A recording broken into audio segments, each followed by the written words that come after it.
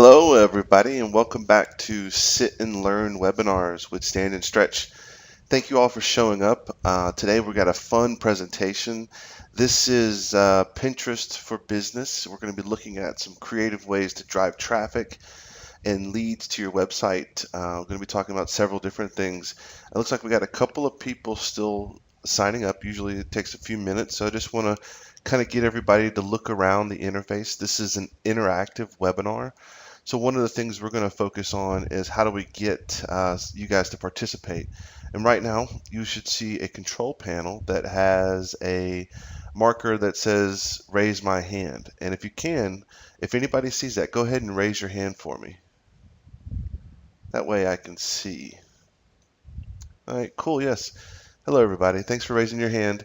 We're going to have some participation throughout the rest. It's going to be in polls. But today I want to talk about one of the most interesting social media networks that we have out there. When it comes to Pinterest, I want to share a few things if we have enough time. I think this presentation is going to run about 30 to 45 minutes. We are going to stop and take some questions. So if you guys have questions about anything I'm talking about, we do have organizer Jamie online, and we'll introduce her in just a moment. And please ask a question and don't let us move forward without taking a moment. So thanks again. This again is Sit and Learn webinars. You can find us at sitandlearn.biz. It actually points to Stand and Stretch's website, so you can keep up with past webinars. So you can actually see those live on YouTube. We'll talk about that.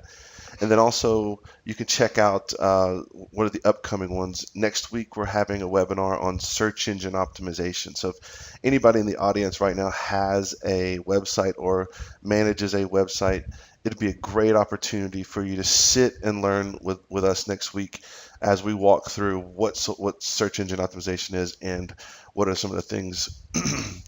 And also, I apologize. I am a little sick today, so if I'm grumbly and taking a moment to have a sip of water, please excuse me. I hope it's not too takes the attention off of everything. So diving right in, most of everything we do for Pinterest here, the presentation, I've grabbed this information from HubSpot. They've done a really good job at putting some of this information. Also going to give credit to a couple of other sites on the way, but I created this presentation through accumulating information, so hopefully we can all find ways to make this helpful. Diving right in, I got a poll, so I want to take a moment to send everybody this poll message real quick, and then I'll introduce the poll. So let's get this set up. So basically, how do you currently use Pinterest? So is it for personal use? Are you using it for business? This is a multiple choice. So if you're using it for both, then go ahead and mark both. We can do that here. So if you're not using Pinterest, obviously you can click the I don't use Pinterest here. So we're getting a good tentative support for everything. So just a few more seconds here. How are you using Pinterest? So okay, very good. Thank you guys. Thank you very much. And just to show you guys what's going on with the webinar today, most everybody's using it for personal use. That's wonderful. For business, we're seeing that not everybody. So I want to make sure I can use this information to target the way I explain certain things. So let's talk about how we're going to focus on business and how we can get people using Pinterest for business. Today we're going to talk about why it matters, what Pinterest is, how to create an account, very simple, how to get followers, strategy and examples, and then some pro tips, just about 5 or 6 things I think you should be considering. And of course, at any time, please give me some Q&A, and I think that you'll see on the side that we also have our hashtag, that's hashtag Sit and Learn up in the top right. And then please, along the way, tweet out right now, make us very happy and say, I'm watching a Pinterest webinar by Stand and Stretch, and you'll see our Twitter avatar there, and then also mention the hashtag Sit and Learn. Thank you guys so much for being here. Let's move right into this. Couple of pieces. This is Jamie right here, and I think she's online. Are you there, Jamie? Yes? No? Okay, very cool. Well, during the webinar, you can have the opportunity to leave a question, and then she'll be able to field the answers for us. And if we need to take a moment during the webinar, then we can. Also, you'll notice that there's a picture of me holding up my hands. I'm sort of right now waving my hands around in the air. So I'm very into speaking. So um, hello. And then also our sponsor for the webinar series is Stand and Stretch, where we're an interactive marketing agency specializing in web, mobile, social, advertising, and print. So Pinterest is growing in such popularity. In most of our conversations with our clients, when we have a campaign that does really well, we call this a hockey stick. It's just an inside term we used. We created. I don't think we made up the term, but we use it. And when we see graphs like this, we get excited. We get happy. This is information taking from January 2011 all the way through January 2012. You can see that somewhere around the end of 2011, we saw a complete bubble be created with the information going from almost zero to over 10, 15 million users in just the first year. Um, so this is great. I'm going to have some more stats here. We had a couple of questions talking about what is going on Pinterest. Everybody knows that if you're using Pinterest right now, you categorize pins, and we're going to talk about that in just a little bit. But this is some food for thought while we're walking through this when we talk about pins and pin boards. So you see here, which is some great information. What are people pinning? A website called Repinly, which allows people to look at public data of what's happening on Pinterest. So if you have a private account, your information wasn't included. I think I saw a number that said 13 million users have been profiled in this data. So what you're looking at is the popular pins. Well, we're talking about food and drink, which is absolutely one of my favorite. I love looking at recipes. I love looking at people's dishes that they've cooked for dinner.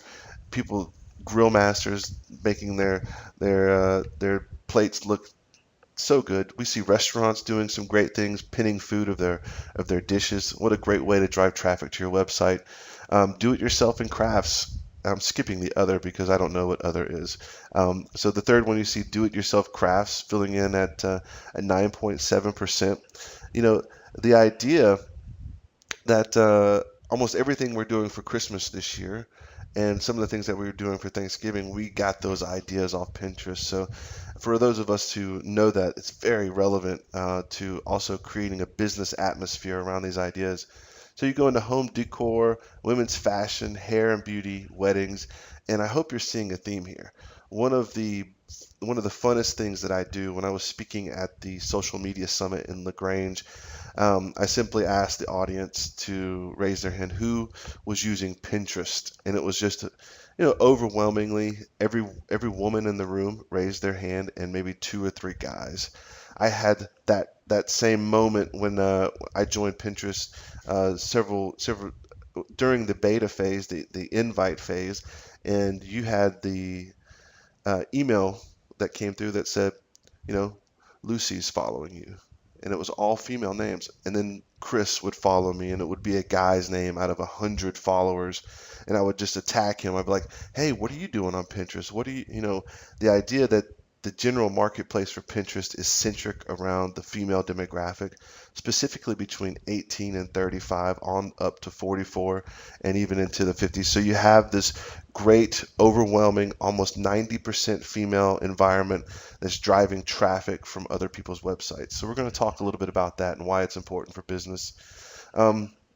Transitioning over to the popular boards, you'll notice that we're back into home decor centered things, art, design. I love to watch the design feeds come across because I get ideas. I love inspiration. I drive a lot of what I do on a daily basis from other things. And I think, with looking at what happens from creativity, usually at some point creativity is some remixed idea that we've seen before. So Pinterest is good. We'll talk about some of those communication points. You can see here do-it-yourself crafts being part of my life, food and drink, film, products, and travel. Of course, the remaining categories. There's a lot of categories out there. So We had a question on Facebook. Thank you, Laura, for participating on our Facebook wall. I appreciate it. We had a question come across with which demographics use Pinterest the most. So I had a conversation about the female demographic, usually being anywhere from, well, I talk about a marketing standpoint online. It's not kosher to actually market to someone under 18 years old. They have a different set of rules. So when I talk in generalities, we'll be using the 18 plus female demographic. But what you see here is a little bit more information about what I would say is 90% wholly a part of a female demographic. An average activity of a popular pinner, we have 2,673 pins, an average of 34 boards.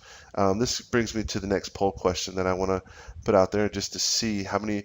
Okay, yes, everybody's using it for personal use. That's great, but how many pin boards do you actually have? Yeah, are you doing the basic 1 to 15? Are you doing the 16 to 30?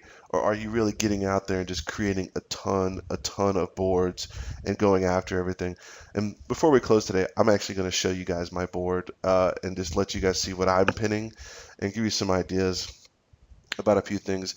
And so you also see here that while people are filling this out, you know, there are people that have more than 51 boards. I've seen them, I promise. And they're kind of out there. So closing out the polls here, thank you so much for voting. Let's let everybody see what's going on.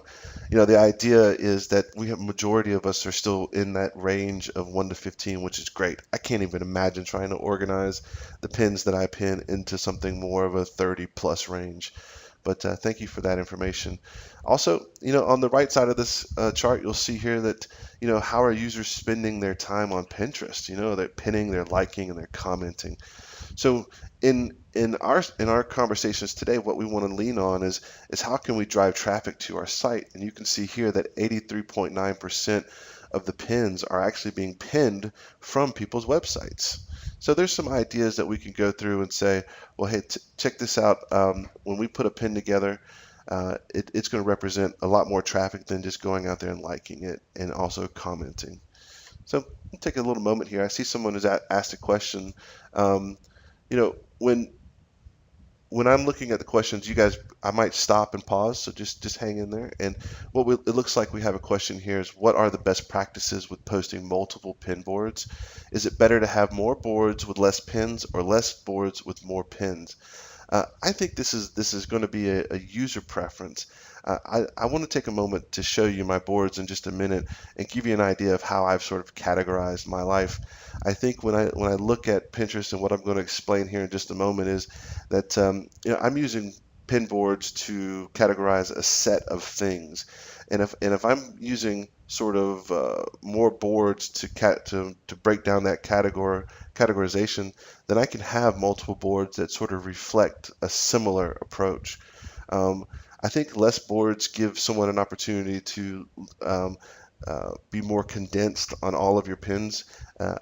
What I tend to see is that people with more boards are more active. So, you know, in the 30 board range, they tend to have seen so many different pins. Their pin activity is higher, and they've already delegated the pieces of the puzzle.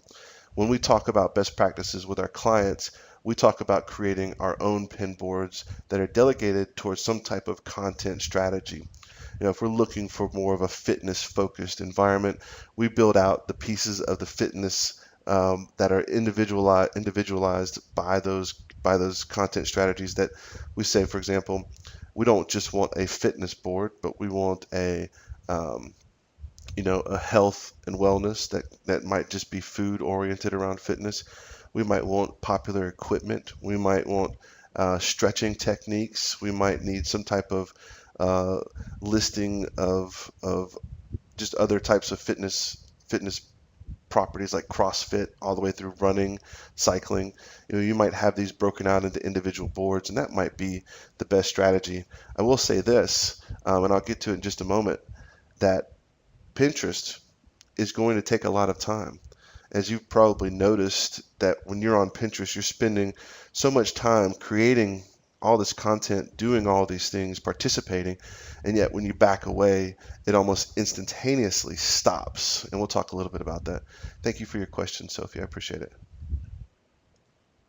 So, what are the top pinning sources for for uh, for Pinterest? So, this is a great little graph because I put the question mark over Facebook, and I don't know if anybody's tried this before, but have you tried to pin something from Facebook? By show of hands, anybody out there tried to pin anything on Facebook? Well, one of the things about Facebook is that it has reported in 2011 over 30 billion pieces of content that's served through the Facebook.com computers, through their network servers. So just imagine what happens with Pinterest is that you pin an item from Facebook, and now Facebook has to serve the image on Facebook.com, and now it has to serve it on Pinterest. And we'll talk a little bit more in depth about what that actually means. But Facebook said, no, we're not allowing you to pin and connect a link to any of our media, so you cannot find pinning source traffic from Facebook. However, Google doesn't mind, so they say go for it. If you Google an image, you can pin that image almost immediately, and that's typically what you're seeing as mostly or most of the sources for this. As you kind of feed down, you really want your website to be one of your pinning sources, and we'll talk about that as a business strategy. And also, you'll see Etsy or Etsy, however you want to pronounce it. It has a do-it-yourself craft environment, so it's very popular. Most of these things are uploaded by users. We'll talk about that. Tumblr, Flickr, which is a popular photo site, kind of like Pinterest, kind of like Instagram.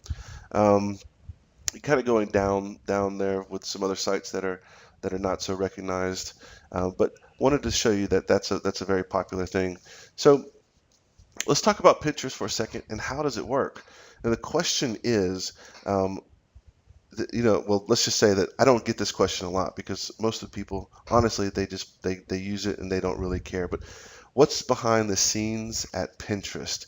So this is a site that actually is very simple to build and duplicate from a developer standpoint. Because technically all the content, let's just say 90% of the content on Pinterest is not on Pinterest.com. What happens is when you take a pin, let's say a picture of you and your family, and you pin it from your website, let's just say lucaslschaefer.com has a picture of Lucas's family, you can actually pin that image from that website onto Pinterest.com. So basically, the image lives inside of lucaslschaefer.com's website, but it's reproduced as a relative image on Pinterest. So the architecture for Pinterest says all we have to do is share other people's pictures in pinboards, and then we can have success, which is very interesting because the technology behind what Pinterest does is not very complicated, yet they are very, very popular. And we'll talk about ways that they're trying to make money too. One of my best analogies that I give in workshops and when I speak is the running waterfall analogy. Now, imagine Pinterest right now is flowing so eloquent. You see the water here. Pretend that's pins on your feed. Everything looks nice and smooth and flow. What happens when you stick your hand into the water? So you take a pin, you put it out there, you stick your hand in the water, and an explosion of activity happens around it. So this explosion of activity is what you really get kind of interested in, because as soon as you pin an item, you get 2 pins, you get a comment, you get 3 likes, you just got 6 emails because each one of these happens in different time periods of the next 20 minutes. So you stick your hand in the waterfall, an explosion of activity happens with repins, likes, comments, and then once you pull your hand out, what happens? The waterfall goes back to being smooth. So let's talk about time management. What does that mean for time management? That means you have to keep your hand stuck in the waterfall in order to find the most success out of how Pinterest can react. Now, think about a couple of things. We look at the half-life or the degradation of activity, kind of going from what I would say very active almost 90% of your activity is going to happen within the first hour to 2 hours of your logging into Pinterest and playing around. There is residual actions that will happen over the next couple of hours, the next days, the next month, but that's going to grow into a number that looks like 0.1%. So my analogy says here that if you continually put your information out there and you're active on Pinterest 24/7, you're going to get the biggest bang out of your time being used. And how many of you guys have that much time? So we have to focus on how we can use information to be relevant in certain points of the day. And a time strategy is a good place to start with Pinterest. Um, one of my other ways that I speak about Pinterest is sort of the evolution of communication mediums. And this is very interesting. And if anybody has any questions, just please ask, because sometimes this is hard to follow, but I want to make sure that I say this very, very, very easily so that it's understood. For the past 15 years, we've seen sort of an evolution of communication mediums go from pagers to smartphones to online forums to blogs to Facebook, Twitter, and now Pinterest is sort of our newest way to communicate. And it's really interesting because one of the things you should be considering here is why is this important? So think about it. Pagers, you had to send someone a message to call me back, and it could take an hour, it could take a day. Mobile phones, you could call someone and have a conversation if they answered. Online forums and blogs, and sort of where that started is I write a piece of content.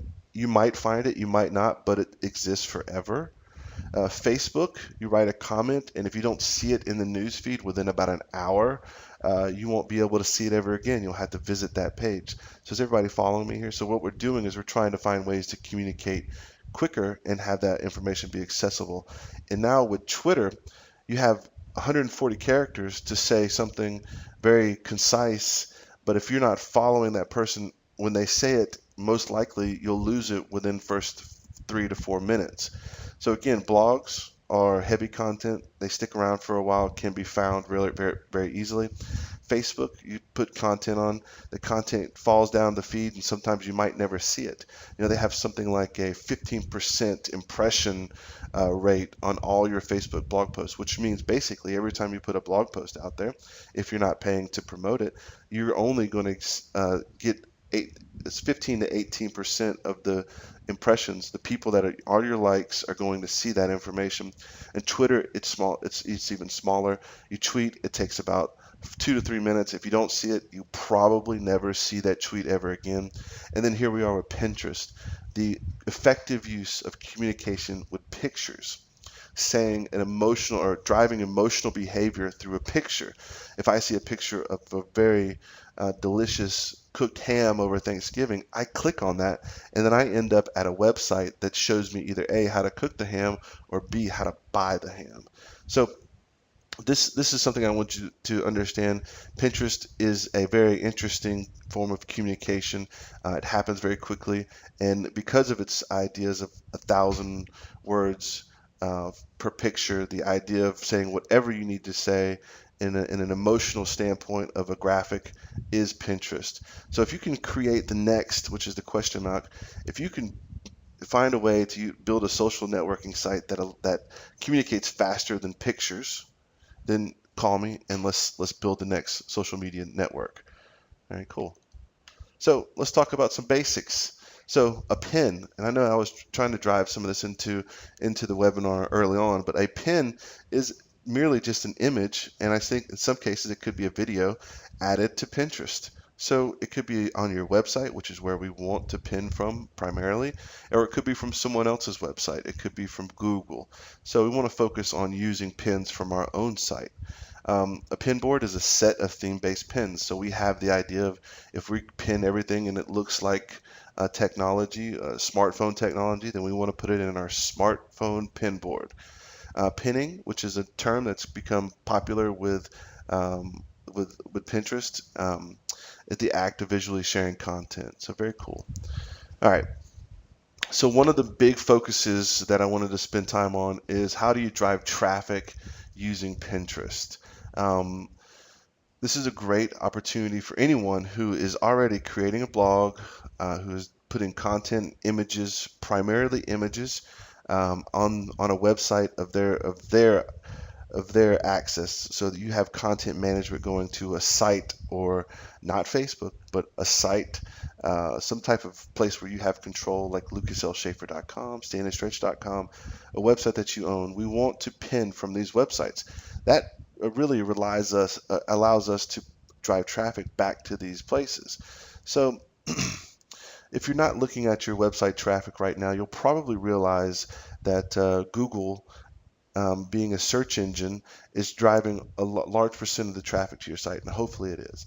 What you'll find right underneath there is probably a social networking site like Facebook or Twitter. One of your focuses, if you were going to set an internal goal, was how do I increase my traffic to my website from from a from Pinterest by using pictures. So if you have a website and you're not putting a lot of pictures on there, and maybe the only picture is really kind of your logo, you should concentrate on a, a content strategy that provides pictures to your website. So also here you'll see that links are very important. HubSpot does this really well. The pin it button on pages, we're going to show that as an example, and that's really interesting. And also it shows that you can turn it off. You can turn off Pinterest from your site, and we've seen some of that. So we'll talk about putting links inside of pins as well. Creating a lead is by far one of the most centric ideas that comes from HubSpot as a whole. The idea of putting a link inside of a picture. For example, if you were on Pinterest and you saw a picture of of some kind of wedding cake that I've made, the idea is, can you add a short URL link in there that drives traffic back to a place where, hey, they might want to order that cake, or they might want to submit their email address so that they can get more recipes like this sent to them in the future. So there's always an idea of how are we going to use a performance-based strategy around inbound linking from Pinterest, and that's one way. And then the sharing is also a big deal. I talk here a little bit about Open Graph. If you're not familiar with Open Graph, Facebook 2 years ago launched an idea that wanted to make everything connected through Facebook. So Open Graph became a really great opportunity for companies like Pinterest, and what you've probably seen is Yahoo News. I know Mashable has now integrated Open Graph. Basically, it's event-driven information that links to your Facebook profile. So if I pin something, it automatically tells Facebook, hey, Lucas just pinned this amazing picture of this idea. So you can see social sharing becoming a part. Most everybody, I believe, has a connection to their Facebook through some ways, but you can see Pinterest becoming reliant on this activity. So very, very good to understand that if somebody pins your item, there's a very good chance that they're seeing it on Facebook through what's known as the Open Graph protocol. And please feel free to ask questions. If you don't understand, I would love to spend some time and explain that. So moving right along, we're sitting here thinking about Pinterest. What a great site, and it's cool. Well, how does Pinterest make their money? Early on, the reports were that they were doing affiliate marketing. So what this means was they were giving preference to products, items through many levels of their site that were basically giving small discounts to people who are buying things from Pinterest. And let me explain this in layman's terms. If I own a website that sells product, let's just call it standandstretch.com. So I sell all kinds of wonderful shoes, and they're high-end shoes and they're low-end shoes. I'm using Pinterest to put my pins of these shoes out there so everybody can see them. Now, if I'm sending traffic to standandstretch.com from Pinterest, Pinterest is saying, well, we're working with these ad groups that you need to be on Pinterest. We're going to make sure that you get preference over these affiliate marketing so that you can get a percentage of all the sales that come from Pinterest. So at Stand and Stretch, I have to be responsible enough to say, okay, this sale originated from Pinterest. Well, how do I do that? We have to be a part of the development side of the standandstretch.com shopping cart. So Pinterest went around and contacted early on a firm called Skimlinks. And basically what they did was Skimlinks built a program that tracked Pinterest activity on my e-commerce site. So Skimlinks said, Lucas, Pinterest brought in $2,000 worth of sales for your site. We need to give Pinterest a percentage. So what happened with that sales model? Well, it became sort of a dirty secret that Pinterest was doing this. They weren't being public about it. Matter of fact, I don't think Pinterest realized that they were going to get as big as they did. When Pinterest grew exponentially, all of a sudden privacy became a point. Once privacy became a point, they stopped doing the affiliate program in this manner. Now they have a very diverse program, and since actually I've created this information, they no longer work with that company, but they do still talk about it in the public on their website. How does Pinterest make money? Simply found on their website. Might not be in this shape anymore, but listen to this. This is great. Right now, we are focused on growing Pinterest and making it more valuable. Now, this kind of sounds like they're quoting Mark Zuckerberg about Facebook before Facebook went public, right? So here we are again. To fund these efforts, we've taken outside investment. So people are giving them money even though they're not making any money. If you're in investments and you know about business and you know about capital ventures, then this is really kind of unheard of. Basically, they're selling what I would call an intangible product. They're able to get investors to put money on something that's not making money. Does that make sense? So even though making money isn't our top priority right now, which is crazy, if I'm an investor, that's not something I want to hear them say. After all, we want Pinterest to be here to stay. So a lot of their issues with the privacy and the affiliate marketing issues that they had really kind of brought to the surface sort of an ingenuity that they completely stole Mark Zuckerberg's stance and said, oh, we want it to be for everybody. We're going to figure out how to make money later. Right now, we just want to make it fun for everyone. So just thought that would be some great information you guys could take with you.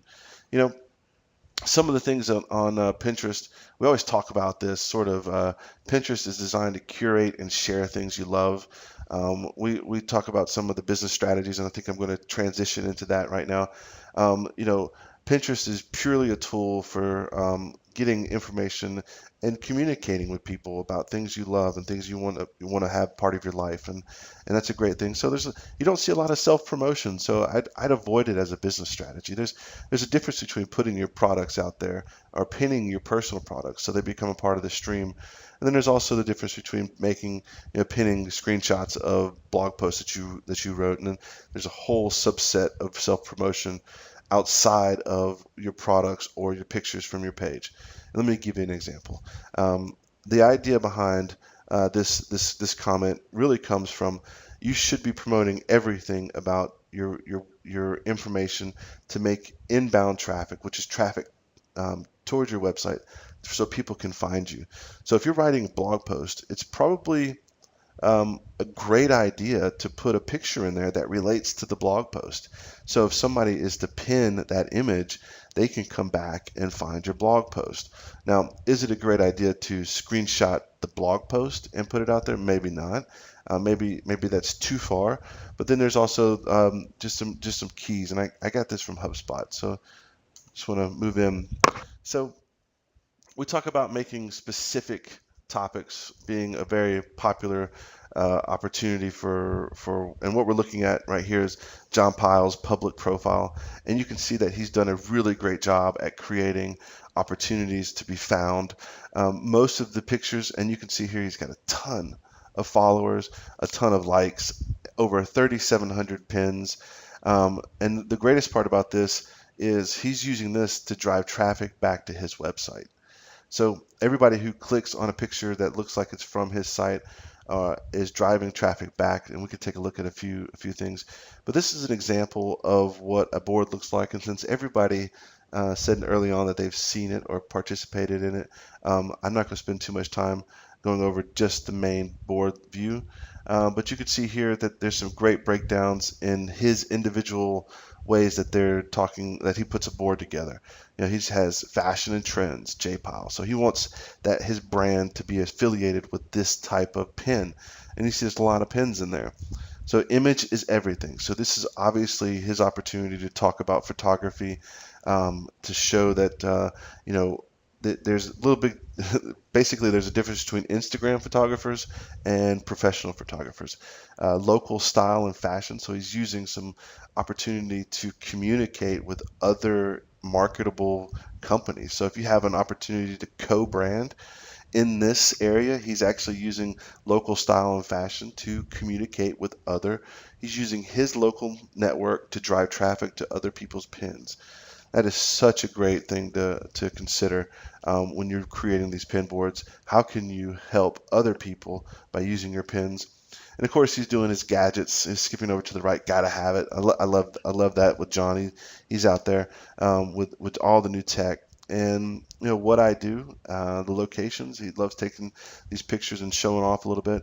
And then a couple of other pieces there. So this is a great example of specific topics for putting together your own pin boards. Another one of our clients, and I spoke about this a little bit earlier, so we had promoting through different channels. So what we have here is a great separation of all non-typical pin boards that get started out. So we have, you'll notice that this is a business oriented pin board. And what you'll find is that we've done some great jobs separating things. So we want people to follow all of our boards, but if you're only into water sports or group fitness, then we're promoting these things. And the wonderful part about all of these pins is that they drive traffic back to the website. Not a lot of these pins. I would say that 85% of our pins are generating traffic back to our ifitness.com website. So you can see how we're using that as a strategy. Again, if you have a website and you have graphics on it, you need to be able to build a content strategy about what those graphics say about your website, so that when you pin them and people see them and they share them, the sensationalism, the remarkable attitude people see on that picture, they will want to reshare it and say, this looks great. So you're trying to create viral activity, and also you're creating an inbound opportunity for people to click and be driven to your website. So you can walk through and just kind of take a peek at some of those. Basically information that's been delegated from our client through using a content strategy. I'm going to take a sip of water. Thank you very much for waiting while I take a sip of water. So here's inside of what a board looks like. This is from our iFitness client. It's running. This is an individual pin board, and behind it you can see a series of pins. And then up front you'll see some great information here. And I want to just remark about the waterfall analogy. This is where the magic happens. Once you pin something, somebody sees it, and man, one click, repin, select a category, and then done. That the ease of use of websites is something that I think that I specialize in, and Pinterest really did a remarkable thing when they made it so easy to make these functions happen. Going back to all the way to when Facebook included the like button on their activity, on their stories and status updates. This is the same thing. We see that same mentality. So if I repin this, everybody that's following me sees it. Plus, if it's categorized in a particular broad category, let's say that running has one more level of categorization. It's actually been categorized as a fitness category. So if anybody's following a fitness category, they will also see this. One of the other pieces is the like button and the comment button. This is where you get those emails, and everybody's seen these emails. They turn into they actually tell you the name. It says Lucas Schaefer repinned your thing. If you're a business and you're getting the onslaught of emails that usually happens after pinning and pinning and pinning and adding new content and just being participating on Pinterest, you get names of people who have participated with you. So you could take it upon yourself to be an advocate for your own company and contact these people, go to their board, follow their boards, communicate by commenting on their boards, and then try to find some way to reach out and make them an advocate for your business in those types of ways. So you can see this is where all that fun stuff happens. this is actually where another question popped up. What are good tips and tricks to grow your audience catered to a certain business? And again, this is from Laura on Facebook. Thank you so much. Um, here are just some ideas. You notice that inside the pin, I'm going to back up just for one step. You'll notice that down at the bottom of this pin, it actually lists the website that it came from. How amazing is that, that your business could be listed there? And if you come over here, you'll also see a couple of pieces of information down at the bottom. So you'll see the board, some other pins that you might be excited to see. You'll notice that other pins from the original pinner. So imagine if you're the original pin person that put this together, your business or your profile that you're using to market your business. And then also, again, you'll see that's pinned. It tells you how it was pinned through a pin marklet and where the website is. So now, I like this Run Happy charm. I'm going to go back to Lift Your Soul, which is obviously a running catered website with a play on words that has other things. Next thing you know, I'm driving so much traffic to my website and selling out of the Run Happy charms here. So you'll notice that the embed on the right column, you'll notice that there are you can embed this to your website. You can email this pin to people. You can have just the traditional share features of tweet and like. So thanks again, Laura. Making sure you do these pieces right. Good picture, original pinner, putting up a picture that's going to entice action. I think those are just some great tips, and we'll talk about a few more in just a minute. So this is something that not everybody knows about. I have a poll here, so let's get some interaction here. It's going a little bit longer than I thought, so let's try to speed things up here. Do you know how much traffic is coming to your site from Pinterest? That's a very simple question. No, not sure. Yes. We're seeing some people interact here. We're going to wait about 5 more seconds, but there is a way you can find out how much traffic is coming to your site from Pinterest. How wonderful is that? So if you're a photographer, you can put your link in here, and I'm going to show you. This seems like we got a good amount of people. So this is a really cool fact for everybody. I'm glad that there's a lot of people who just weren't sure. 90% of the audience. This slide right here tells all the truth. You can go right now to pinterest.com/source, and I hope everybody can see that in there at the top, but I'll say it out loud also. Pinterest.com/source, the word source, and then put your website address in. Now what you're looking at here is pins from Whitney K. Schaefer, as you see it right there in the piece, right there on the website. This is a screenshot of pins that have come from my wife's website, who, as you can see, scrapbooks and posts pictures of photography of our family. So what a great, cool thing that you can see Lucas has actually pinned something from Whitney K. Schaefer into a category called, let's see if I can use this tool. I haven't tried it lately. You see down here, Lucas has pinned into his Pinboard family, which you can click and follow, a picture from the Whitney K. Schaefer Knight website. So that's just really cool. And looks like I lost the screen. And we're back. Sorry about that. So the idea here is if you type this in right now, you can go to your website now and type in this information, or you can wait, jot this down, and look at how much traffic is actually out there that's been pinned from your website. You want to go visit your competitors. You can go visit one of somebody that's doing a good job. Go visit John. I dare you to go visit John Pyle's website and look at how many pins are actually coming from his website. Very interesting. So what is the pin marklet, and why is it so popular to put on people's websites? Let me just say this very, very clearly.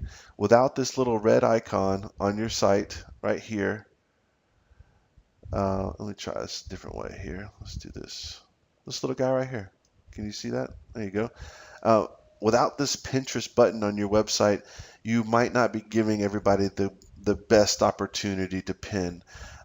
This is one of our sites we've done in the past, and this is in the demographic. This is fashion. This is what people want to see. Now imagine this. They come to the site, everything's kind of laid out with all this information. They click this simple button, and then they get transferred into what looks like a huge grid for pinning ease. I can pin everything by using this pin marklet.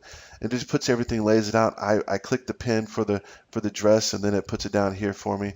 I put it into a pin, and guess what? It drives traffic back to the product page for your boutique. So if you're this can be relatable to all kinds of different types of strategy. If you're looking for more interest to your blog, if you're looking for more interest to your services, creating graphics and using a content strategy to provide these graphics in an ease of use manner for pinning, you have the opportunity now to drive tons of traffic. You can see where if you have a business that is participating in multiple online products, multiple services that can be conveyed in a communication level that can be through a picture. Like if it's tax time is going to be hitting us. I'm already thinking about tax time. I don't know about you guys, but right now I'm already thinking about tax. So if you showed me a picture of somebody screaming with a tax calculator in the sky, I might click on that and drive traffic back to how do I fix my tax issue. So you can see how that can. Let me try to turn this off again. Oh, hang on one second. So we're going to get down into the tips and tricks. So let's talk about one very important thing here. The idea that I just showed you is sort of the begin point of how you should be analyzing traffic from Pinterest. At the end of the day, what's going on, what matters the most is traffic, leads, and customer attitudes. Even if you're not doing good leads off of it, you can find a way to use Pinterest to drive traffic to things that are considerably your market space. Your logo, your great client work. If you're into photography, if you're into web design, if you're into all these wonderful things that provide imagery, then Pinterest is collectively the place you want to be. I just showed you one way of measuring it, how many people are pinning from your website, because without that tool I just showed you, using the source here, without that tool, you don't know what's actually coming from your site to actually drive traffic. And if this page is blank, guess what? Go out there and start pinning things from your site, categorize them correctly, and drive traffic to your site. So here's some cool just ideas. Stand out as an industry leader. This is directly from HubSpot. I think I just pretty much stole these great. They were just so good I couldn't do any better. Gather insight into your buyer personas. Know who you're pinning for. If you pin something that is irrelevant to your demographic and you haven't put together a content strategy, even when it comes to imagery, you're not going to be putting content in the right places. Add links to your descriptions in your pins. How else are you going to drive traffic back to your site if people aren't willing to find out where that image came from? A video gallery is acceptable. There are plenty of videos out there that can be pinned using hashtags. We see this very popular in Instagram, which is going to be a webinar coming up, I think, in the first of the year. We're going to be taking a break here, but the featuring offline events, so in-person events. So what are we talking about? The Christmas party, the Thanksgiving dinner you had with the team. How can you make me feel like I'm at home? How am I comfortable with your business? If you if you work with a department that has clients or customers, are you taking pictures with those customers, with those clients, with those students that are coming in to talk to you about things and they're learning, and you have great opportunities? Smiling face people do wonderful things for photography and Pinterest. I didn't mean to say photography, but they do wonderful things for when you get found on Pinterest. And then that leads right into the business personality. So very cool. So where am I going to get pins from, Lucas? Where am I going to get these pins from? I think some of the ideas here, come from this poll. Maybe are you currently blogging right now to drive traffic to your site? Are you generating content? Is it a blog site that's disconnected from your website? Maybe that's it. Maybe it's a blog that's already currently on your website. Are you, let's see what we got here. Let's see what people said. So, overall, it looks like we have a good mix. No, we're not blogging. Yes, we are blogging. We're not sure. The idea of visual content you already have. The first one here is you got to have a place that's not Facebook that can handle your graphics, your images, your Christmas party, your Thanksgiving party. How are you showcasing your company's culture and pinning that? This might even start from a board meeting all the way down to a meeting where you guys are talking about um, putting together paint on the wall. I know we just did some great photography of our internal stand and stretch. Just got a paint job, and it's great. It's wonderful. It changes the whole attitude. We feel more like a creative agency, but at the same time, how are we? Oh, I forgot to put it back on there. Sorry about that. So visual content is what I was talking about at the top. Um, the blog articles. Most important thing here is creating a blog and using an image that reflects some of that, and then some of that attitude that you're putting into the blog post, and then pinning it. Um, Gosh, if you guys had a record year, your quarterly financials, if you're willing to share. Most of the times, people only share percentages with us when we do our marketing strategies. We try to get the fiscal analysis so we can actually see how far we move the needle. But in most cases, people just tell us percentages. We did 15% of more than what we did this last quarter during this same time, and even the last year during the same season. So the idea is, are you pitting infographics? Are you making cool charts of all the data of how much you've improved people's businesses, how many people have come through? It's amazing. This is really more of a viral point because people want to share this information. They want to see that you had 1,600 customers come through your business and you had 99.9% customer satisfaction, which is wonderful. People want to see stuff like that. Book covers. Man, one of my favorite things to do is take the book I'm reading and pin it to books I'm reading. And just, if anything, the opportunity for people to say, well, Lucas is doing some cool stuff. Maybe I need to read some of his books. You go out to my Pinterest, and there it is. And of course, we spoke about photos of customers. Um, that's sort of the end. I want to talk just really quickly about following up on our YouTube page. Right now, our latest, this is Mobile Technology Today, is available on youtube.com/stand and stretch. Very cool. I think that's you should go subscribe. I got a quick poll here. I want to just kind of send this out. This is sort of just a fun poll for me. Are you going to subscribe to our YouTube channel? Huh? Maybe? No. See a lot of people saying maybe. I want to say yes, yes, yes, yes, yes.